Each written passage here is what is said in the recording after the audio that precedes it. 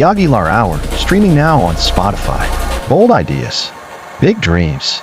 Today, passion, purpose, and the beautiful game. From FC Arcadia to the Puzzle, this is more than a podcast. It's the kickoff. The whistle's blown. The hour starts now.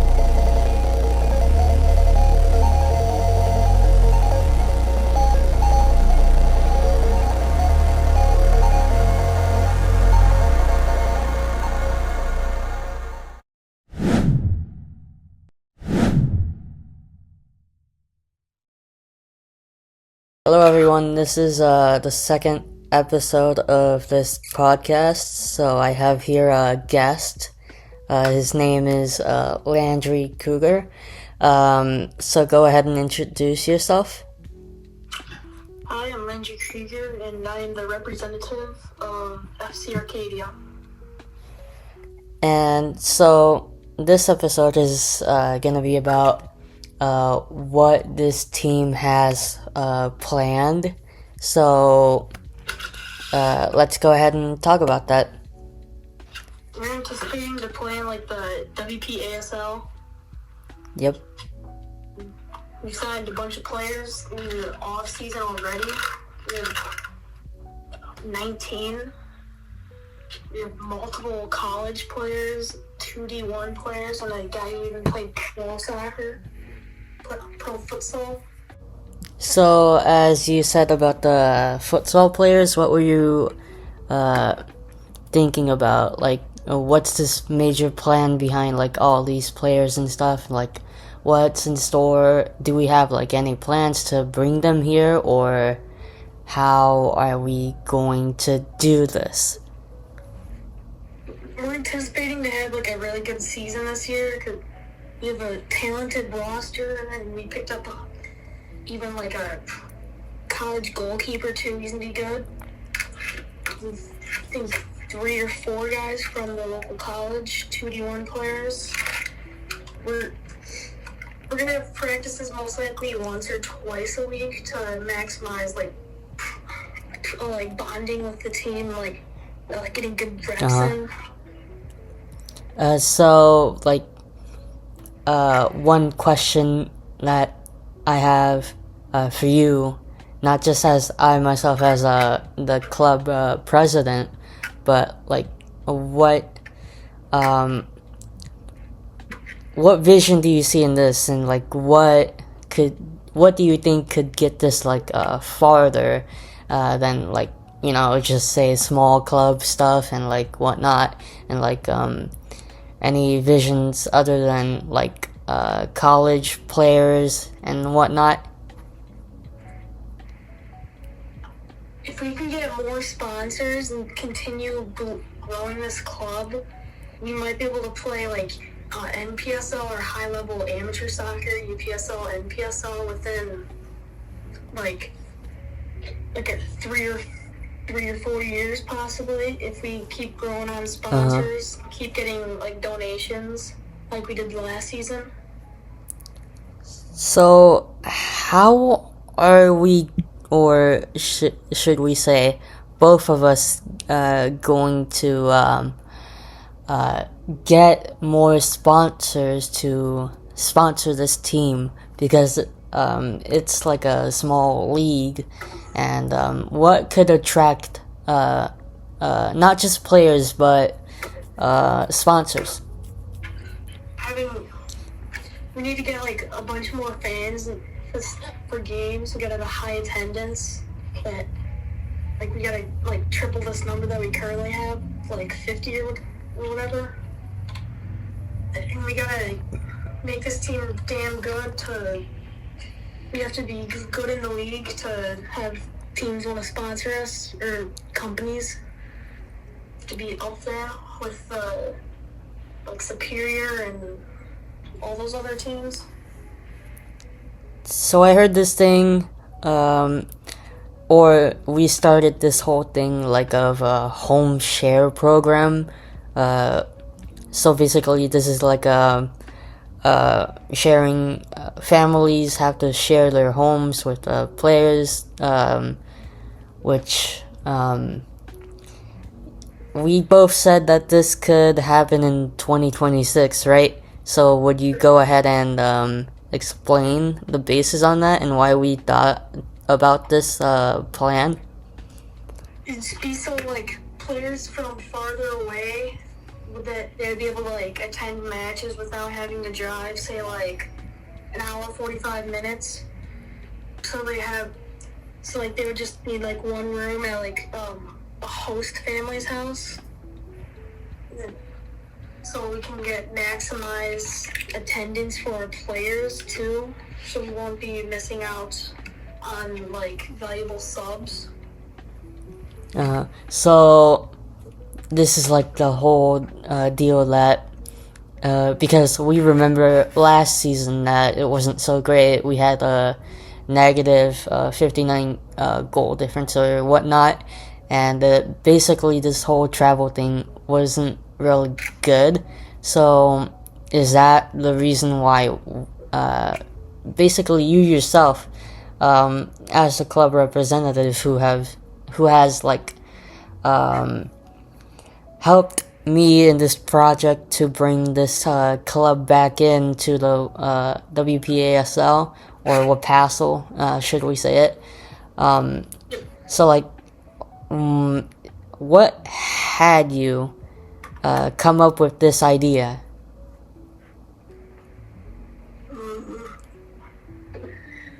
I was just thinking about the players needing to drive like 2 hours to like trainings like just like twice a week. It'd be crazy gas money for them to be using up, and if they also have like a family around them they have to support.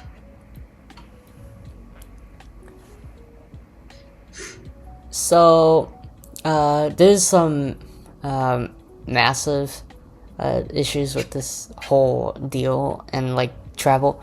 So I get that you're saying like about the travel being a top issue, especially in young players, like especially high schoolers. They rarely sometimes don't actually or can't even travel, especially if they are under parent supervision. So I get what you're trying to do here. What we're trying to do here is basically just build up a whole ordeal of like players able to go to games.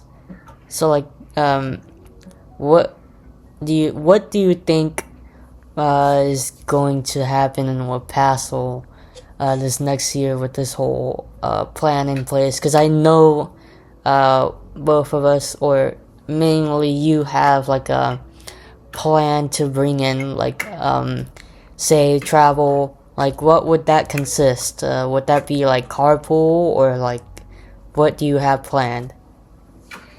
For training sessions, probably carpool, but for away games, we may rent out like a school bus or like so all players have to do is just meet up at like the high school to then we'd head over to the games. So then they don't have to drive and it wouldn't cost them much just to drive there. So for trainings it would be carpool. We're open players will carpool with one another like close by, mainly for all the players in lacrosse. So what about like say there's like a whole game that we have to play all the way up in like Amory, Wisconsin, say, because I know they have like a soccer team in WPASL called MB United. So like, say we have to travel to Amory, how would we do that? Probably have the team meet up at the high school. Depending on how far it is, say it's an hour away, we'd have the team meet up like 2 hours, 3 hours ish before game time. Meet up at the high school, so then we can get on the bus and then have them head over and be early for warm ups. And so the issue with say warm-ups, so like you guys would like probably get there like at least 2 hours beforehand, or like Depending on how it is, like, yeah, an hour or hour 30. Okay. so there's some things that we have planned for next year.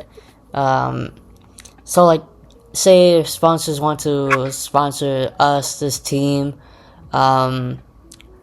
what packages would we offer, and like how would, like, basically, what could attract them? How would we help them as not just a sponsor, because of course they're the ones who are going to help this team and like bring it, you know, up to another level of soccer and whatnot. Like, what could we offer in return for them sponsoring us, and how can we help benefit them, and also they can help us help benefit us.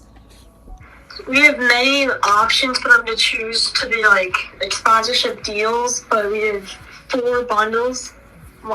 So there's the starter package for $300. It'd be like be on the game day posts, have like your logo on there, get a banner placement too, and then your logo will be featured on the site. And then on the enhanced package, it'd be $500 for a player sponsorship, and then small banner on the game day posts, and then mention on the podcast and website. Then the premium package, which is $999 for all opportunities. You get your logo on the jersey and a big banner on like the game day posts, and then you get mentioned on the website and podcast.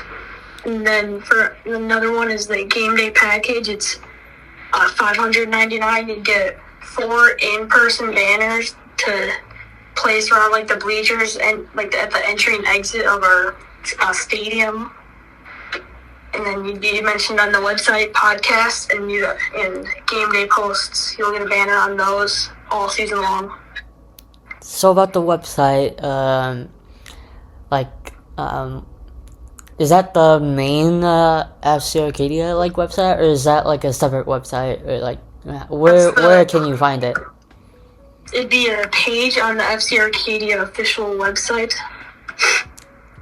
Like, on what socials would you find that link below? It would be linked on the Facebook, Instagram, and TikTok ones, or you could also go to my Instagram profile to find it too.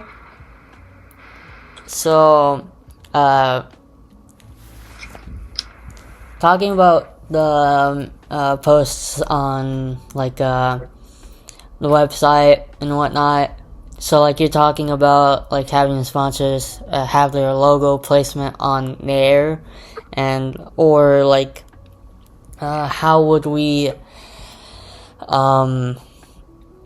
just have the sponsors there? Like, how would we do that? Would we just do like a thank you post, or like would it be like say you have a list of sponsors and you put them on there, or like, how is it done? So for the pregame and postgame post, there'd be a little there'd be an area below like where we put the score and like a recap of the game. There'd be a spot and we'd put the logos there. So the logos will be placed on the website and on the game day posts on Instagram, Facebook, and TikTok.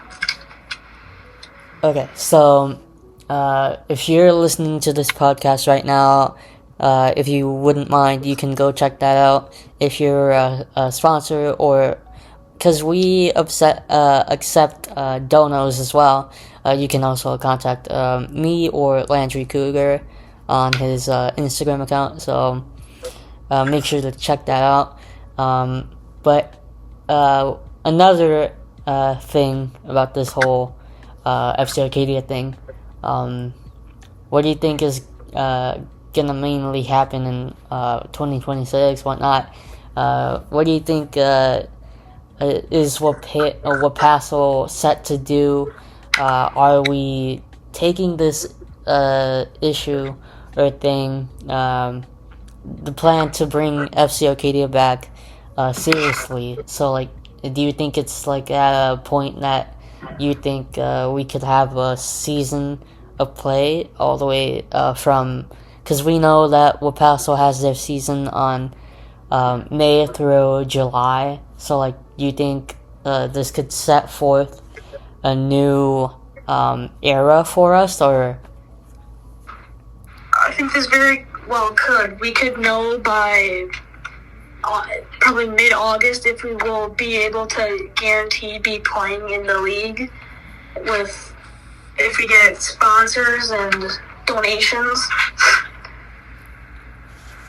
So like, say during game days, will there be like concessions? What's your main point of income? What's the income basically for this whole team? Because we know that budget is a set piece that could really help clubs, especially ones that had like a troublesome first year. We know that it didn't go as planned, and we hope that this next season won't be a repeat of that. So like, budget is a main issue. What do you think could solve that, or like, could attract people to invest in this team? I think the big thing for fixing our budget would be getting sponsors. And last year we had, I think it was $900 in donations, very generous people that helps the club really well. We're hoping to get more of those. And for concessions, we may get a food truck to come to the games to sell food there, and we're hoping that'll boost attendance at the games. We're also thinking charging like a dollar per person at the games, or free with a valid student ID. So about like, what do you think as a club representative of this team? What kind of skill set do you bring, or like, what do you think hoping could get people? Because not just students are listening to this podcast. There's a lot more people, but there's people, say like high school students, who might be listening right now. What would you say to them if they play soccer? Say if they were interested in FC Arcadia, like, what would you say? They could go to either our website or our social medias to, like, if they want to play, they can sign up, or later in the year when we get our schedule, we buy tickets to games. So tickets, of course, cost how much? We're thinking $1 per person. $1. I think that sounds reasonable, especially since it's Wapasso. It's not really a big league for you to charge a lot, so yeah. And it's just to cover these, just like. So like, say players. if a player does reach out and wants to play, what would you guarantee them? If they join us, say for example, if there's like a situation where a player has financial restrictions, what would you do to help him? If a player has financial restrictions, as in not being able to, like, attend games, like, not be able to cover gas, or, like, not be able to pay the player fee. Yeah. We would offer them aid with sponsors, like we would offer the sponsor money to cover their player fees, and then we would try to get them somebody to carpool with on the team that is nearby and local. So that's your plan for